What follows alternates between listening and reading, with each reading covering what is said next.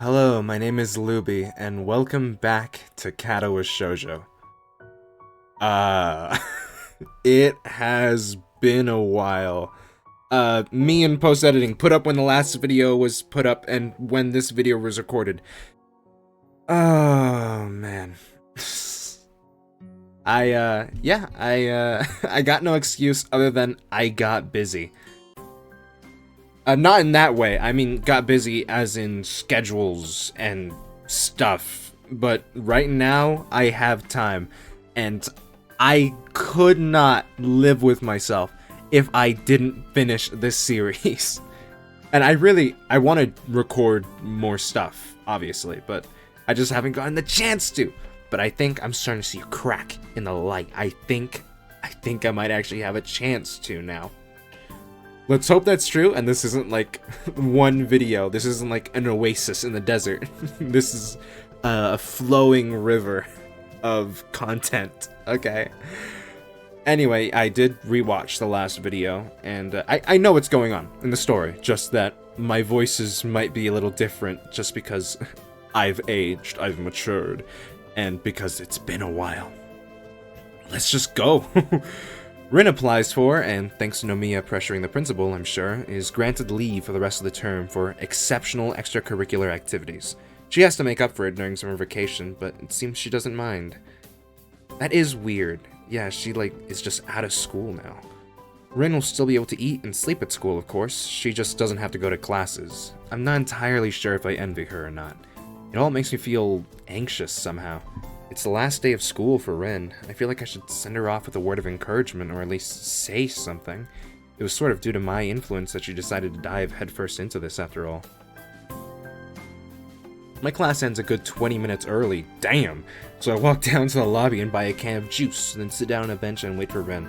I pull out a novel from my bag and search for the place where I was. Time stretches comfortably over the warm afternoon while I idly sip my orange juice and read a few chapters of the book. The plot doesn't seem to advance at all, but it's all the same for me. The bell rings to end the school day, and students shuffle to club meetings or outside. Nobody notices me, sitting on the bench with my nose in the novel.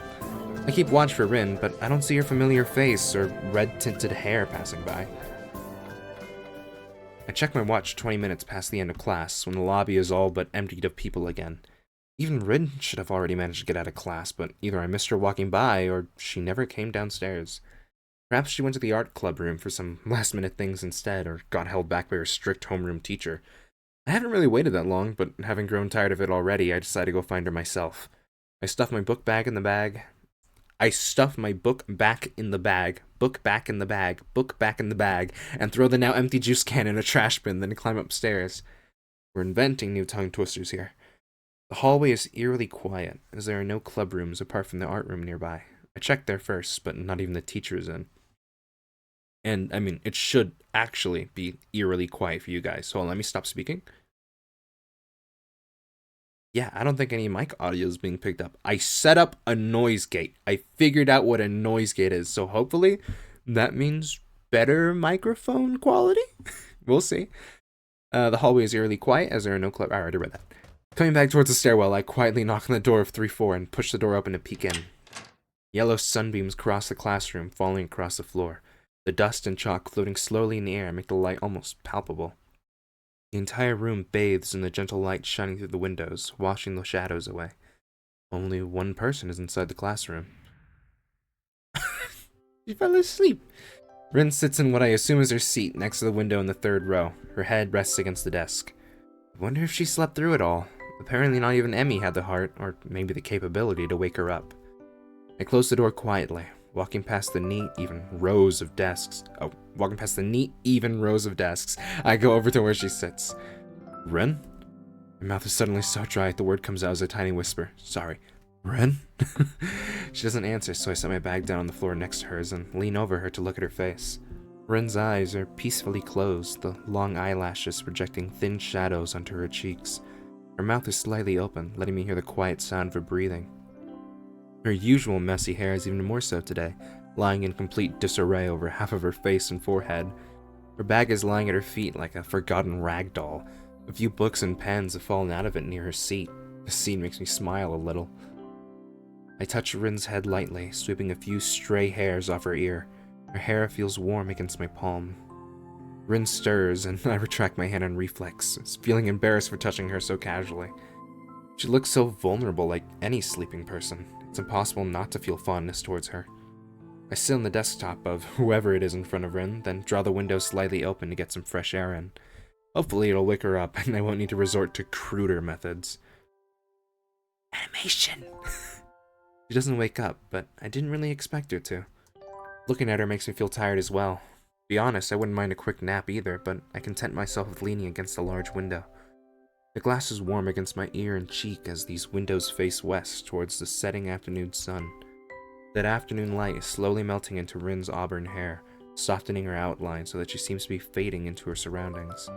The minute twitches of her muscles, her hair swaying in the air current, the even rhythm of her breathing, it all gives a strong impression of a dreaming girl. Like all sleeping people, Rin looks like she is away from this world, in some distant dream country. With her, it doesn't feel so obvious that she would ever come back. She seems so detached from her surroundings even when she's awake. In fact, she has the same kind of air around her when the realization hits my consciousness without warning. Rin sometimes looks like that when she's painting. Her focused expression gives the same feeling of being on the other side of some imaginary gap as looking at her sleeping face does. I feel a pain in my chest. There's no way I can close that gap to be on the same level with her. It hurts, even though I know that it's impossible for any two people to truly understand each other. But Rin, she's almost literally in another world when she's talking about art, thinking about art, or making art. It's a world that I, or anyone else really, can't share with her. Just like the world of dreams. Rin still doesn't show any sign of waking up, so I'm faced with the decision to either rouse her myself or wait for her to awaken on her own. I choose the latter. Waiting is something I'm good at. I found that out during my hospitalization, but even the hospital ward is more lively than the school after classes are over. The only sounds in this place are the loud ticking of the clock above the door and the distant voices of students down on the grounds. A genuine summer breeze blows inside from the window I cracked open, full of warmth and carrying the scent of light. I look outside to see where it came from, but I'm dazzled almost instantly. The window glass seems to trap all the sunlight within, making it painful to look that way. All I can glimpse through the window are the dark silhouettes of the trees and the wall around the campus against the setting sun's radiance. As I turn back to watch Rin, she stirs again.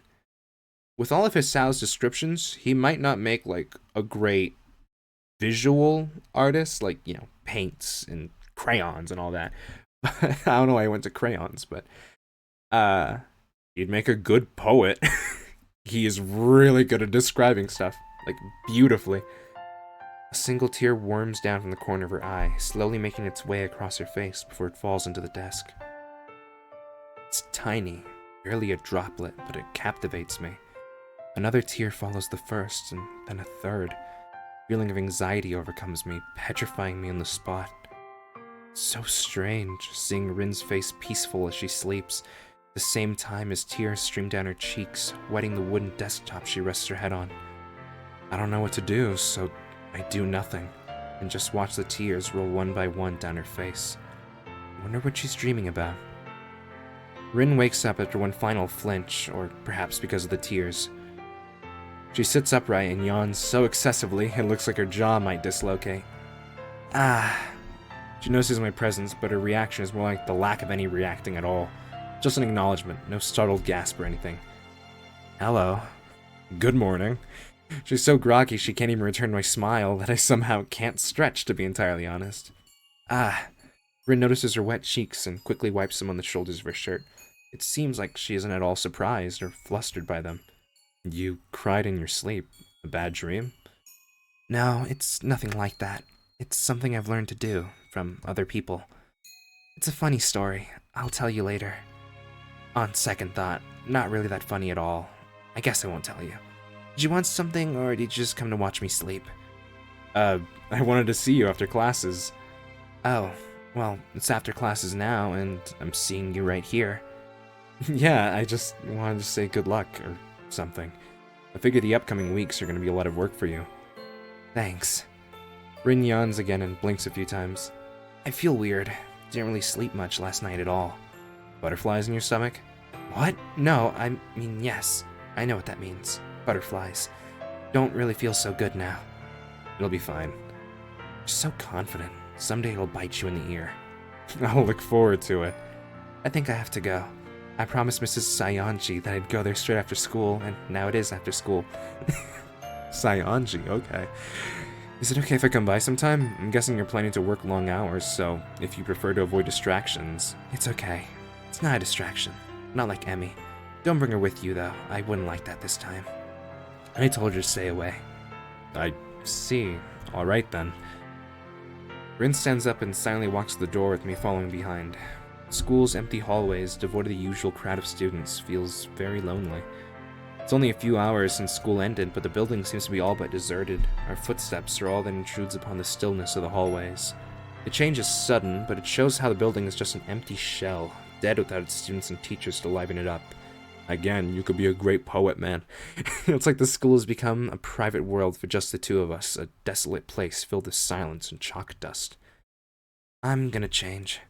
She says this out of the blue while we walk down the stairs from the 3rd floor, and it makes me wonder how she views this challenge that lies ahead of her. That's what people must do sometimes. It's the last thing we say to each other that day, even though there's so much that we could talk about. And even those words drown in the all-encompassing silence, disappearing into the stagnant air as if they were never said. Okay.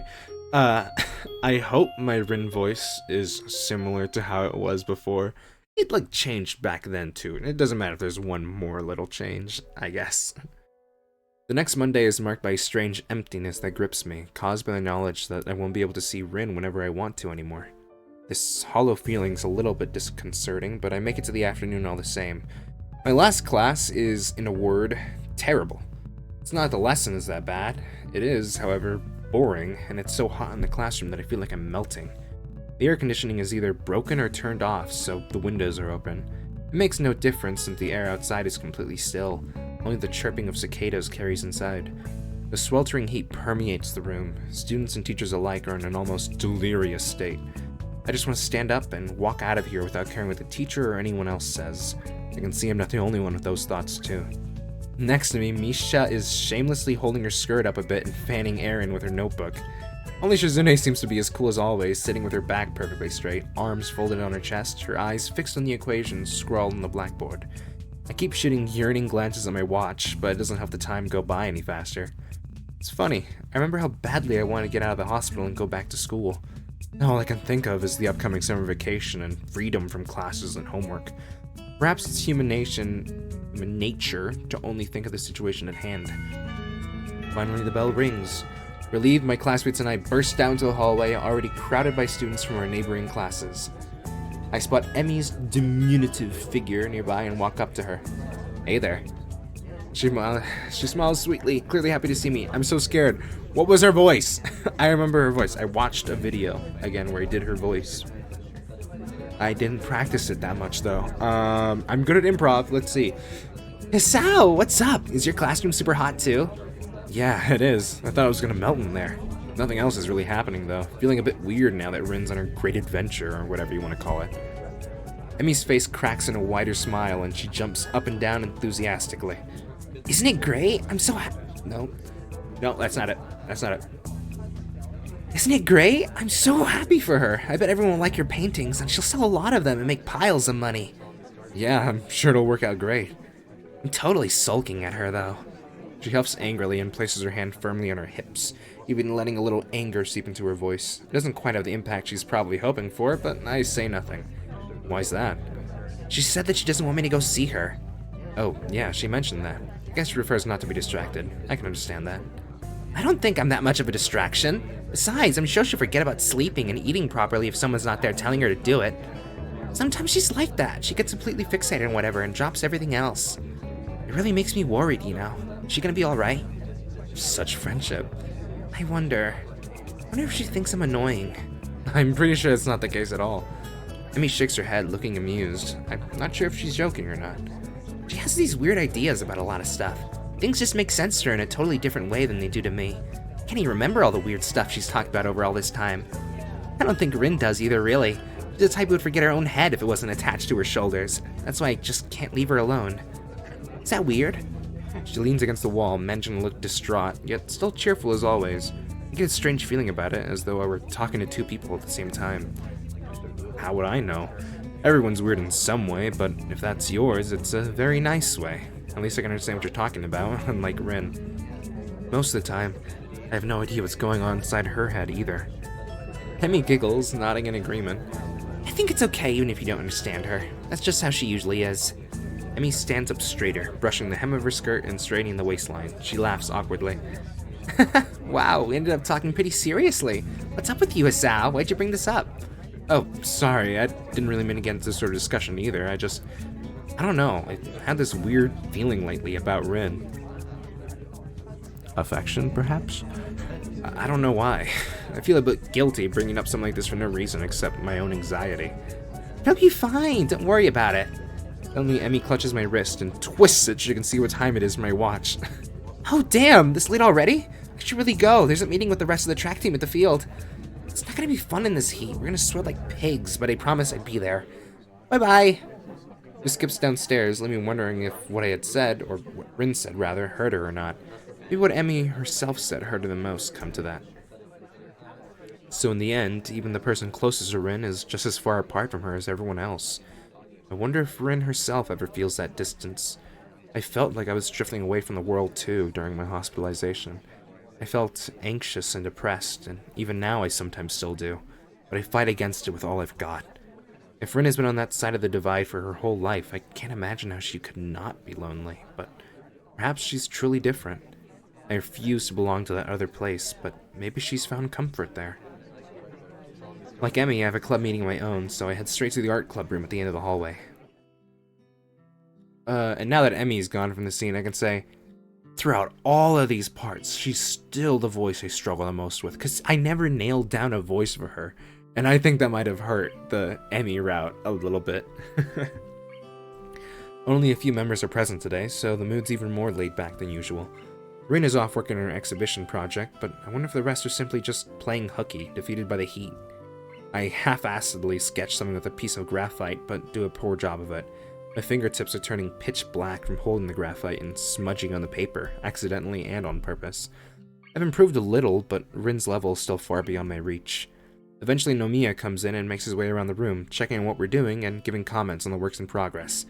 He stops behind me and bends closer to look at my poor sketch, and I'm gonna have to voice him too. Okay.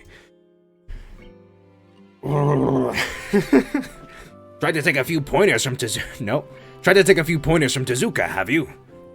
Well, I've looked at how she draws, but I haven't exactly asked her for advice, no. Let's see here. Casually picks up the piece of graphite from my hand and lightly draws some faint, barely visible lines over my sketch to illustrate places that need improvement. I already feel frustrated about not seeing the obvious flaws before, but with a couple of careless-seeming flicks of the wrist, Nomiya has made them plain as day. Straightening up, he throws a sideways glance at the seat where Rin usually sits. Such a nostalgic feeling, almost like a bird flying from the nest. I'll miss Tezuka when she graduates. It begins from here, you know. Nearly makes my eyes a little misty. Do you really think she has a chance to make her big break with the exhibition? Nomiya turns, looks up from my sketch. I don't think that makes sense. Adjusting his glasses, he rubs his chin, looking contemplative. Why not? It's not like she's gonna be an overnight smash hit or anything, but getting the word out there is very important. Connections are pure gold, maybe the most important thing to gain if she's to become an artist.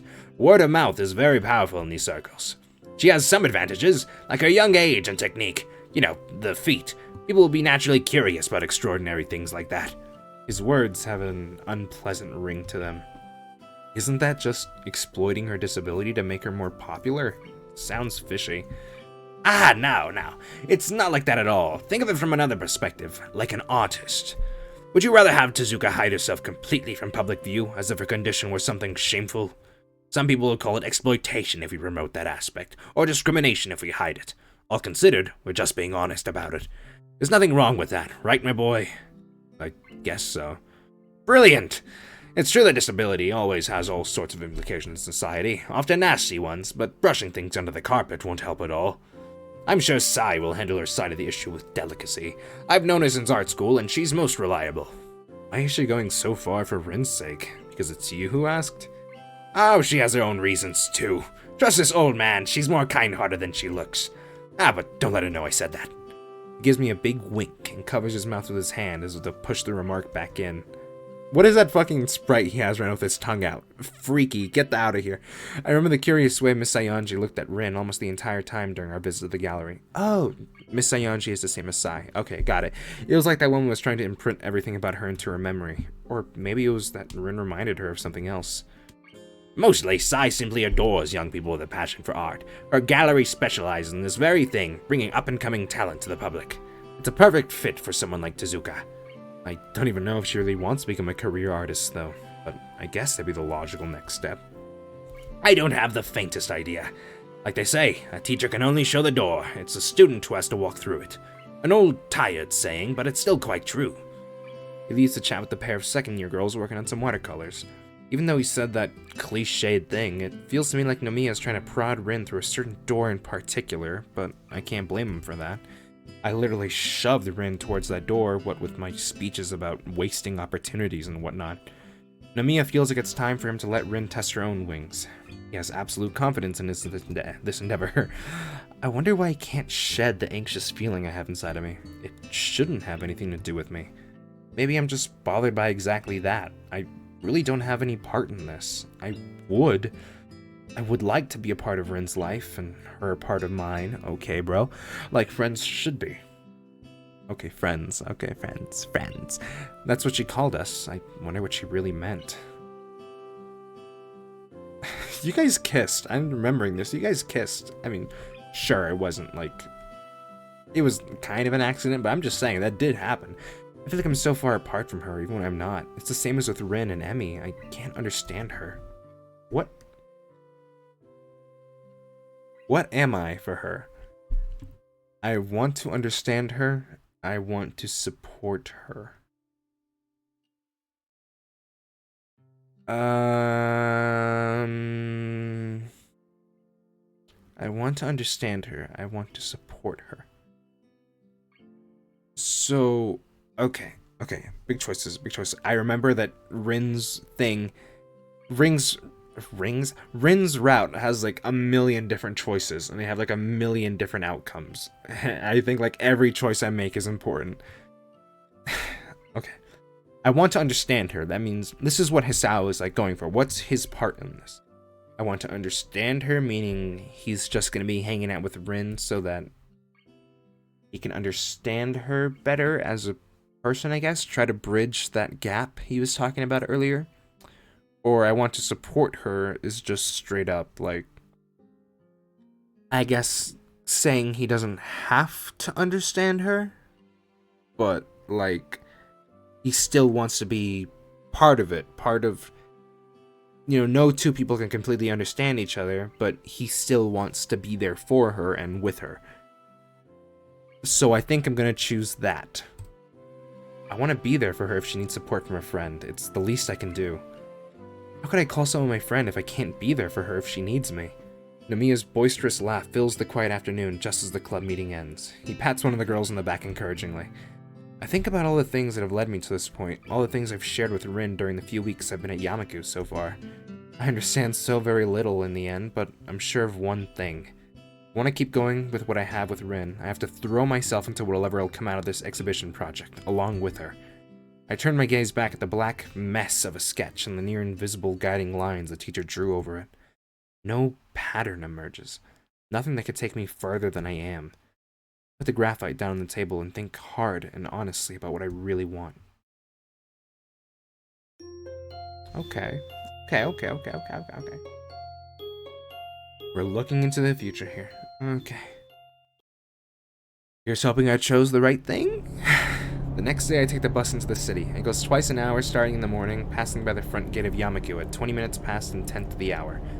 The ride takes considerably longer than the one Nomiya gave us in his car. I slowly read a book as the bus makes its round through the suburbs, pausing at almost every stop to pick up someone or let them out. Eventually it makes the last stop at the city center. The city is fair-sized, but not too large, and seems too quiet. Nevertheless, I enjoy the atmosphere. Despite being slightly directionally challenged, I find my way from the bus station to the gallery without too much effort, and soon I find myself staring at the big letters saying 22nd corner. Inside, the gallery owner is intently studying a large painting hanging on the wall, a portrait of an old man. Good afternoon. turns around to look at me, and a smile of recognition spreads on her lips. Oh, aren't you the young man from the other day? Shinichi's student. Hisao, was it? That's right. Good afternoon, Mrs. Sayonji. Please, just sigh. I don't want to feel any older than I am. You know, I'm so glad that even young people show interest in art nowadays. It's so refreshing. What brings you here? Surely you aren't just on a courtesy visit all the way from your school. I actually came for Rin. I was hoping to see how she's doing. Oh, is that right? Well, then you need to step back outside. You see, the atelier is actually at the next door on the right down the street and up the stairwell. Just climb the stairs to the top floor. There's only one door there. You can't miss it. I give Sai my thanks, exit the gallery, and look at the door she was talking about. It leads to a dark stairwell, which reminds me of the stairs leading to the roof of the school building.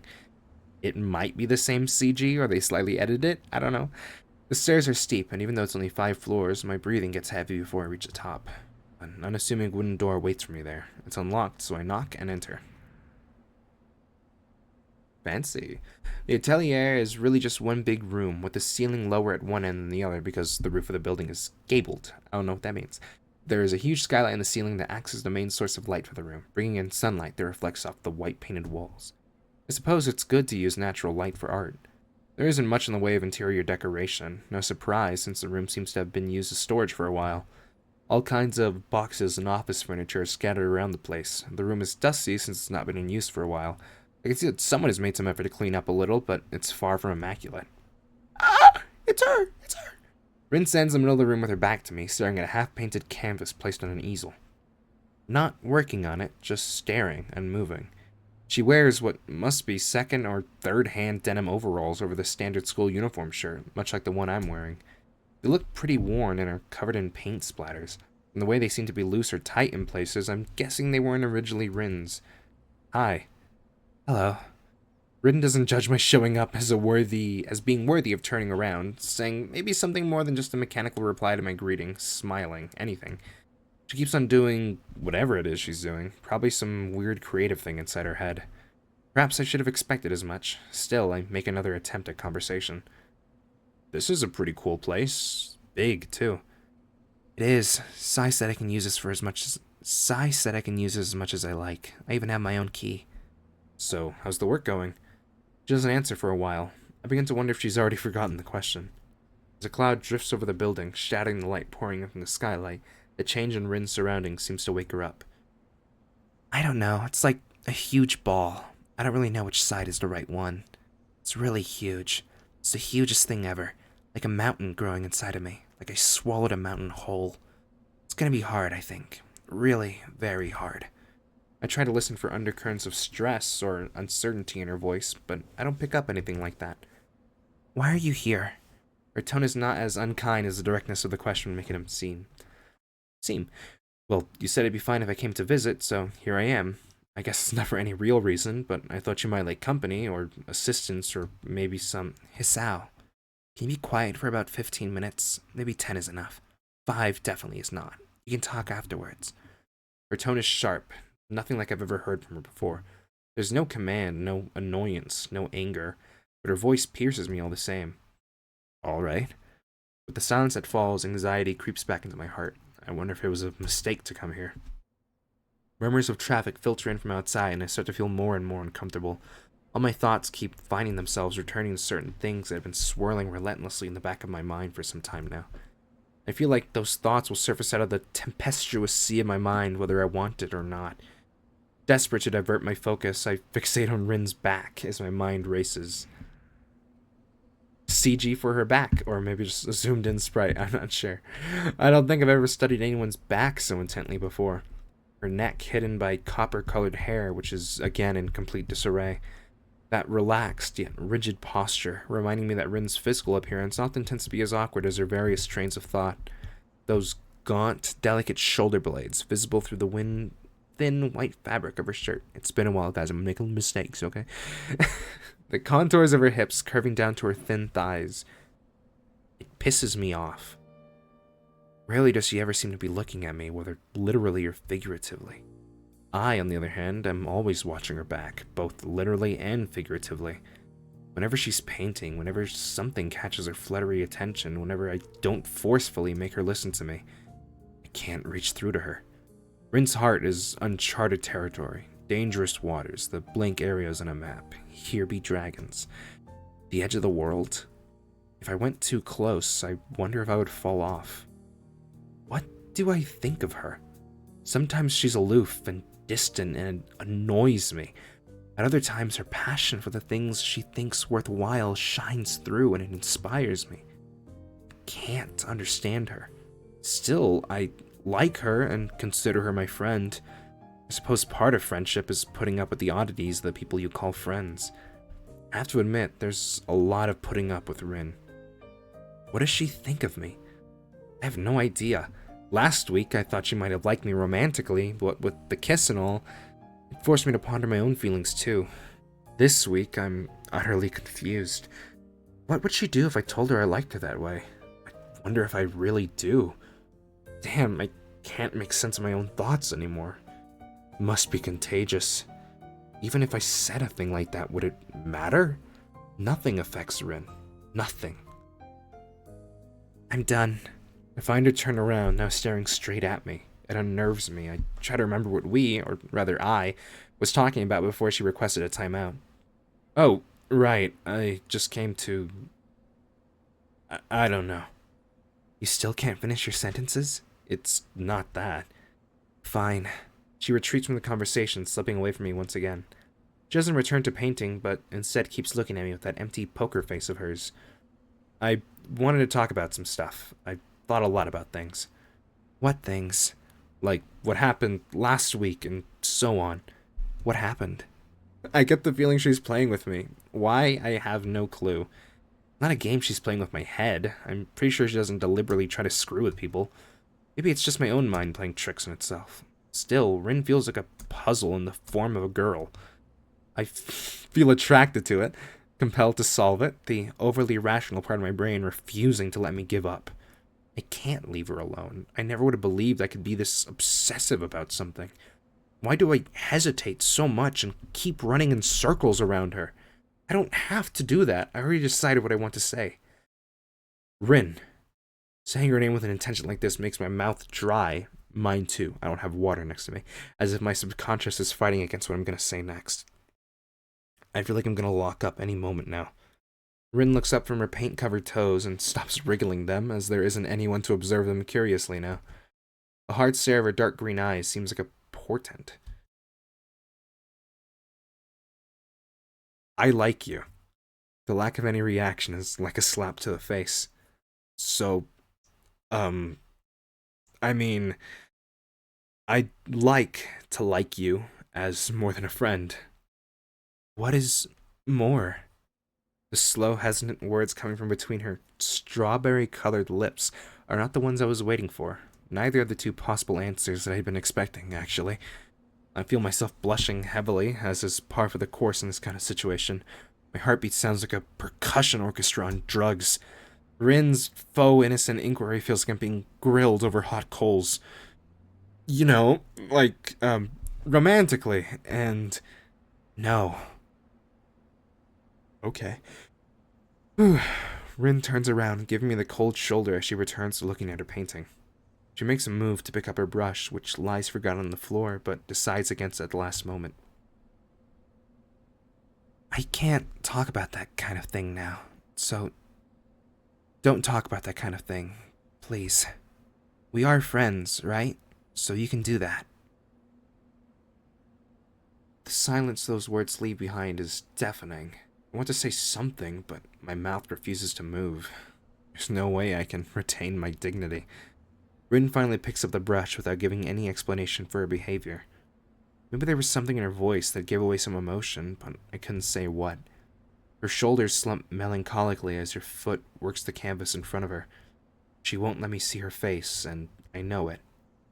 Feeling the weight of my heart grow heavier, I stand up to leave, for I can't stay here any longer today. It's like I've opened Pandora's box by stepping over some line that Rin didn't want me to cross, and she had to turn me down. I walk across the squeaky floor to the door leading to the stairwell. Rin's quiet voice stops me in my tracks as I'm about to open the door. Isao. My hand still on the brass doorknob is waiting for me to turn it or to withdraw. Yeah? Will you come tomorrow? Yeah.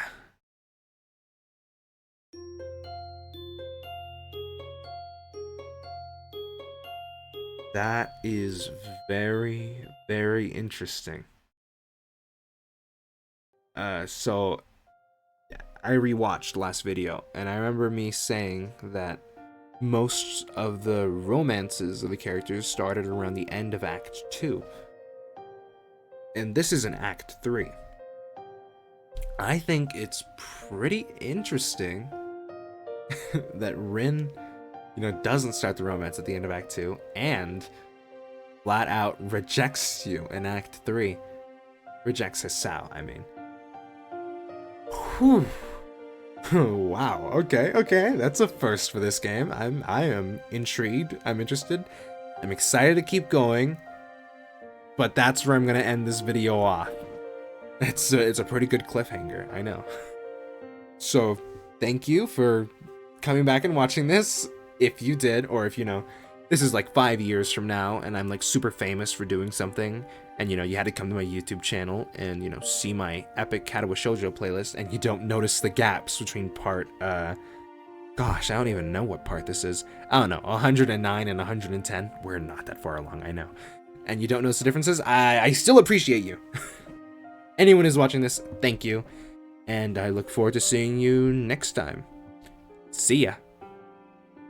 Peace.